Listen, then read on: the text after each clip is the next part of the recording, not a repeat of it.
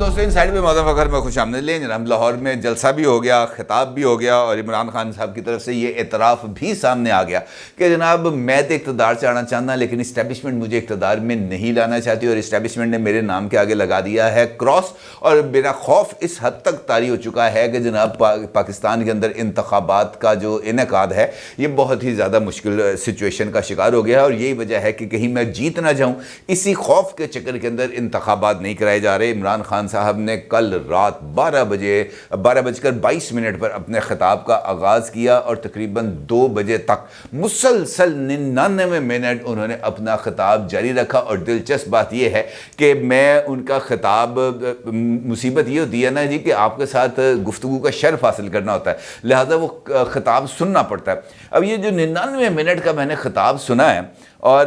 تو اس کے بعد ایک سوال میرے ذہن میں مسلسل گردش کر رہا تھا کہ بھائی آپ کو آخر تکلیف کیا تھی جو آپ نے آدھی رات کو لوگوں کو 12 بجے بلا لیا, 12 بجے خطاب شروع کیا, 9 بجے وہ بیچارے آ کے جلسہ گاہ میں بیٹھے رہے, 2 بجے وہاں سے نکلے ہیں, 3 بجے بیچارے کہیں جا کے 3:30 بجے تک گھر پہنچے ہوں گے, جا کے پتہ نہیں کسی نے روزہ رکھا نہیں رکھا, لیکن خان صاحب نے اپنی تقریر کرنے کا شوق ضرور پورا کیا. لیکن کیوں ایسی آخرکار انہوں نے اس خطاب کے اندر کون سا ایسا سپ نکالنا تھا جو وہ روٹین میں نہیں نکال پائے؟ اگر آپ ان کے جو خطاب کو کچھ حصوں میں تقسیم کریں تو کچھ چیزیں سامنے آتی ہیں. مثال دیتا ہوں آپ کو. سب سے پہلی بات کہ عمران خان صاحب نے اپنا جو جلسہ ہے اس کی جو وجہ نزول بیان فرمائی وہ یہ تھی کہ میں نے لوگوں کو پیغام دینا تھا کہ جناب حقیقی آزادی کے لیے جو جدوجہد ہے وہ, یا حقیقی آزادی کے لیے عمران خان صاحب کا جو ویژن ہے وہ کیا ہے, اور دوسرا انہوں نے روڈ میپ دینا تھا کہ ملک اس وقت جس دلدل میں دھس چکا ہے اس دلدل سے باہر کیسے آئے گا. یہ انہوں نے اپنا اس جلسے کے یہ 2 ایجنڈے دیے. اب حیرت کی بات یہ ہے کہ یہ جو 30 اپریل کے انتخابات تھے پنجاب میں جو ملتوی ہوئے, اگر آپ عمران خان صاحب کا جلسہ پورے 99 منٹ ایک مرتبہ پھر یوٹیوب پہ جا کے سنیں تو آپ کو عمران خان صاحب کی تقریر میں کسی بھی جگہ پر اس بات کا اظہار ہوتا ہوا نظر نہیں آئے گا کہ جناب 30 اپریل کو انتخابات ہونے چاہیے, یا یہ انتخابات جو ہے 8 اکتوبر تک اگر ہوئے ہیں تو یہ کیوں ان کو ملتوی کیا گیا ہے اور اب انتخابات کب ہوں گے. اس طرح کا انہوں نے کسی طرح کا کوئی جیسچر نہیں دیا. البتہ عمران خان صاحب کا فوکس کیا تھا؟ میرے خلاف 143 مقدمات درج ہو گئے. یہ 143 کا جو فگر عمران خان صاحب نے حاصل کیا ہے یہ انفیکٹ جو report government of Punjab, FIA, NAB اور فیڈرل گورنمنٹ کی طرف سے ہائی کورٹ کے اندر پیش کی گئی اس کے اندر یہ بتایا گیا. اور حیرت کی بات یہ ہے کہ اس وقت پورے پاکستان میں 143 مقدمات یقینی طور پر درج ہیں, لیکن وہ PTI کی دیگر لیڈرشپ کے خلاف درج ہیں, PTI کے مختلف کارکنان کے خلاف درج ہیں. عمران خان صاحب کے خلاف یا جن مقدمات میں عمران خان بطور عمران خان نام پارٹی چیئرمین کے ذریعے نامزد ہیں ان کی تعداد ٹوٹل 36 ہے, جس میں سے 6 مقدمات پنجاب میں ہیں, 2 مقدمات اس وقت FIA میں ہیں اور 3 مقدمات اس وقت نیب میں ہیں. باقی سارے کے سارے فیڈرل ٹیریٹری, سندھ اور بلوچستان کے مقدمات ہیں. لیکن عمران خان صاحب میں وہ جو ہے وہ سحری کے ٹائم پہ جو مرضی کہتے ہیں, ان کو کوئی دنیا کی طاقت نہیں روک سکتی. دوسرا, عمران خان صاحب نے اس بات کا اعتراف کیا ہے کہ جناب یہ جو ان کے گھر کے اوپر آپریشن کیا گیا تھا ان کی گرفتاری کے لیے, تو انہوں نے کہا کہ جناب میں گرفتاری کے لیے مکمل طور پر تیار تھا اور میں نے چھوٹا سا بیگ تیار کر لیا تھا, میں باہر آ کر گرفتاری دینا چاہتا تھا لیکن میرے کارکنان بہت زیادہ جذباتی تھے, انہوں نے کہا جناب اگر آپ نے گرفتاری دی تو یہ آپ کو قتل کر دیں گے. یعنی عمران خان صاحب نے ایک چیز کو اسٹیبلش کرنے کی مسلسل کوشش کر رہے ہیں کہ اگر عمران خان صاحب حوالات میں جاتے ہیں, جیل میں جاتے ہیں, تو جیل سے وہ زندہ واپس نہیں آئیں گے. یہ وہ نیریٹو ہے. اگر آپ غور کریں تو وہ لوگوں کو کیا پیغام دے رہے ہیں, اپنے کارکنوں کو کیا کہہ رہے ہیں کہ میں اگر جیل گیا تو یہ مجھے قتل کر دیں گے, یعنی میں جاؤں گا زندہ واپس آؤں گا تابوت میں. یہی بات ہے نا, اس کے علاوہ تو اور کوئی بات سمجھ میں نہیں آتی. حالانکہ پاکستان کی بہت ساری لیڈرشپ ہے جو ماضی کے اندر بھی جیلوں میں گئی ہے اور زندہ واپس آئی ہے, کیونکہ اگر سیکیورٹی کا ایشو ہے تو سب سے زیادہ محفوظ مقام تو جیل ہی ہوتا ہے, جہاں پر جانے سے پہلے بھی جو ہے میڈیکل چیک اپ کیا جاتا ہے اور وہاں سے نکلتے ہوئے بھی میڈیکل چیک اپ کیا جاتا ہے. ڈاکٹرز وہاں پہ بڑے تگڑے ہوتے ہیں. وہ الگ بات ہے کہ بعض دفعہ کچھ ایشوز ڈیولپ ہو جاتے ہیں. ہمارے جو ٹاپ ٹیئر کے سیاستدان ہیں وہ زیادہ تر جیلوں میں نہیں, وہ ہاسپٹلز کے VVIP رومز میں رہنا پسند کرتے ہیں، نہیں یقین آتا تو آپ شہباز گل صاحب سے پوچھ سکتے ہیں کہ جیسے ہی ان کے خلاف مقدمہ درج ہوا تھا تو وہ سروسز ہاسپٹل کے VVIP جو وارڈ ہے اس کے اندر انہوں نے ایڈمیشن لے لیا تھا۔ پھر وہ یہ کہتے ہیں کہ جناب میرا دل چاہتا ہے جنہوں نے ذلِ شاہ کو قتل کیا اس کا بندوبست کروں۔ اس کا بندوبست کیا کرنا ہے؟ جنہوں نے اس کو مارا ان کو میں ماروں۔ تو جناب یاسمین راشد صاحب نیچے پنڈال میں موجود تھیں، وہاں پر آپ کے جو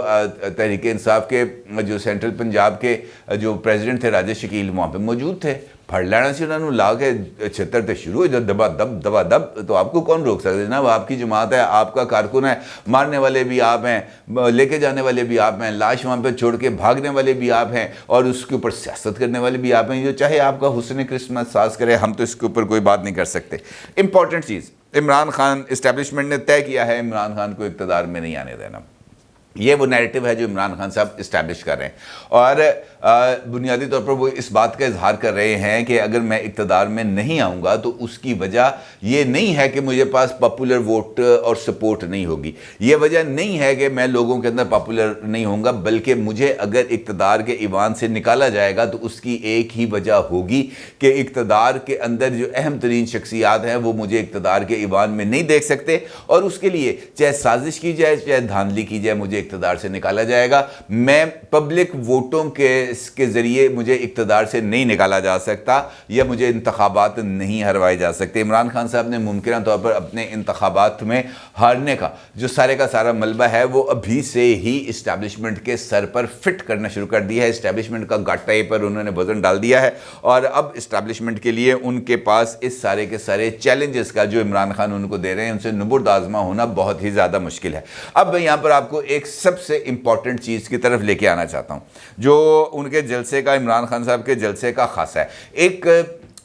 ویڈیو ہے جو میں آپ کو دکھانا چاہتا ہوں، ویڈیو نہیں بلکہ اسکرین شاٹ ہی آپ کو دکھائیں گے، کیونکہ آپ کو پتہ ہے یوٹیوب کی پالیسی ہوتی ہے، اس کے اوپر پھر مسئلہ ہو جاتا ہے۔ عمران خان صاحب کے لیے اس جلسے میں خصوصی طور پر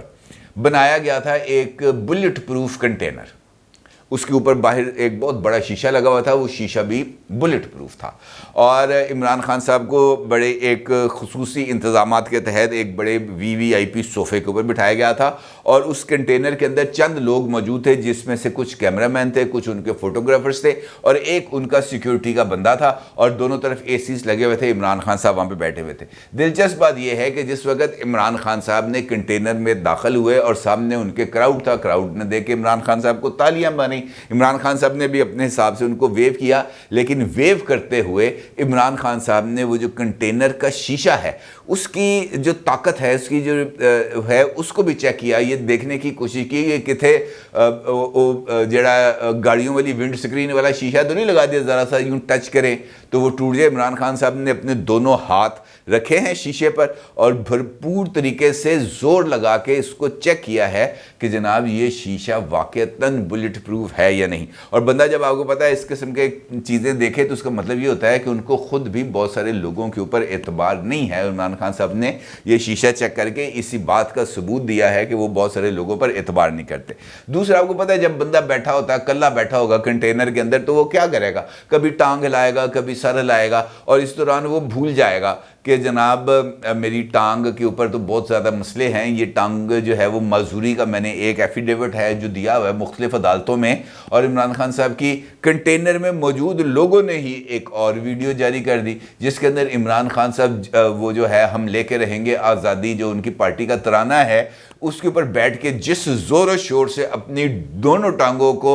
جو ہے وہ دے رہے تھے، عمران خان صاحب کا بس نہیں چل رہا تھا کہ وہ اس کے اوپر اٹھ کے خود ہی ڈانس کرنا شروع کر دیں، لیکن وہ اپنی دونوں ٹانگوں کو جس طریقے سے زور و شور کے ساتھ ہلا کر اس بات کا ثبوت دے رہے تھے کہ جناب وہ سر اور لے جو اس وقت ان کی چل رہی ہے ہم لے کے رہیں گے آزادی پر، وہ کس حد تک عمران خان کے دل کی آواز ہے اور کس حد تک جوش و جذبہ عمران خان میں بلند ہو رہا ہے، اور عمران خان صاحب اس کو لے کے آگے چل رہے ہیں۔ لیکن وہ عمران خان صاحب کچھ بھی کر سکتے ہیں، اور اسی جوش و جذبے کے اندر عمران خان صاحب نے میگا بلنڈر کیا۔ میگا بلنڈر کیا کہ عمران خان صاحب نے وہ اعلان کیا تھا اپنے اس جلسے کے آغاز میں کہ جناب میں جو ہے وہ اس ملک کو دلدل سے نکالنے کے لیے روڈ میپ کا اعلان کروں گا۔ تو عمران خان صاحب نے 10 نکاتی روڈ میپ کا اعلان کیا جی۔ इमरान खान साहब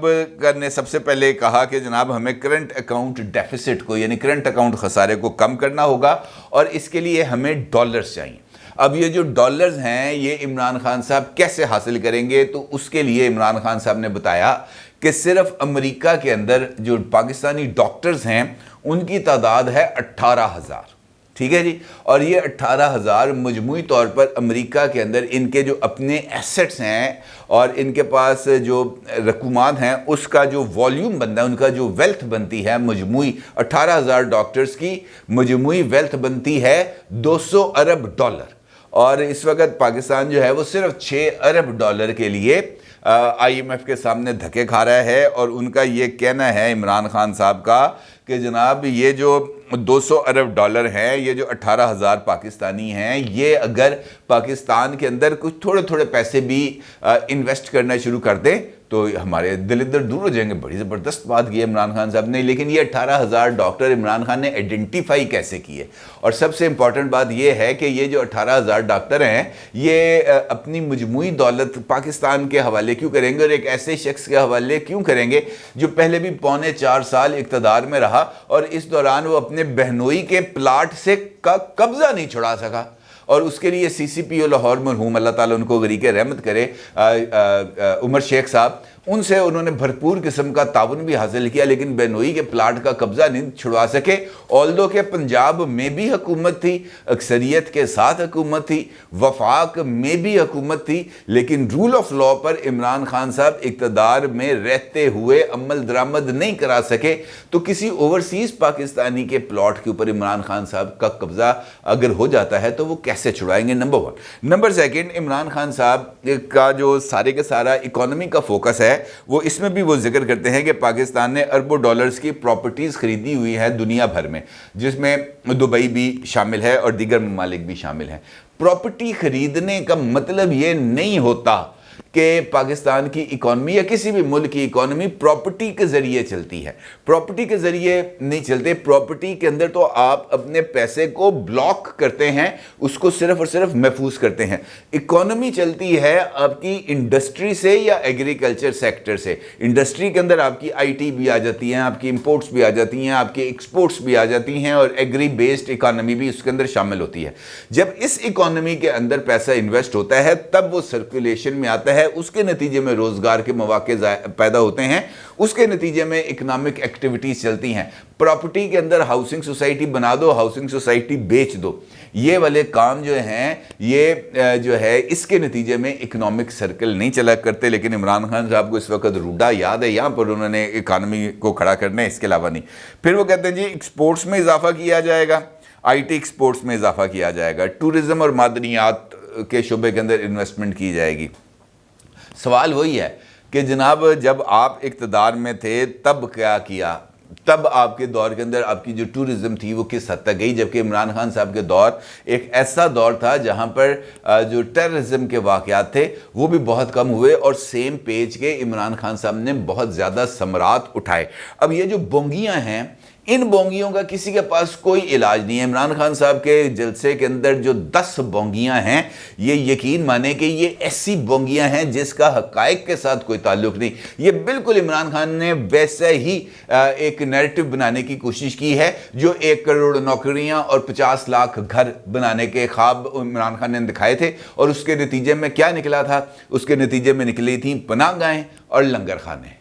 भाई मछली पकड़ना सिखाओ लोगों को, वो जो है ना कांटा दो, दरिया पे भेजो, उनको मछली पकड़ना सिखाओ ताकि वो मछली का शिकार करें खुद और जाके बाज़ार में बेचें। ये वाला काम ठीक नहीं है कि जनाब हम जो है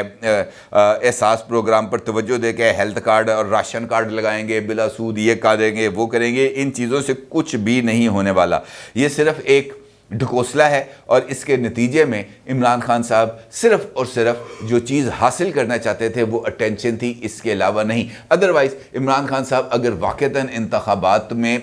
جو ہے وہ سنجیدہ ہوتے تو کم از کم ان کی تقریر کا جو سب سے زیادہ فوکس ہے وہ الیکشنز کی طرف ہوتا ہے۔ اس کا مطلب یہ ہے کہ عمران خان صاحب 30 اپریل کے انتخابات کو خود بھی فراموش کر چکے ہیں، اور 8 اکتوبر کو ہونے والے انتخابات پر خود عمران خان صاحب کو یقین نہیں ہے، اور یہی وجہ ہے کہ انہوں نے اپنے لیے ایک نئے نیریٹو کی بنیاد رکھنا شروع کر دی۔ اپنے رائے کا ضرور اظہار کیجیے گا۔ آپ کو بہت شکریہ۔ اللہ حافظ۔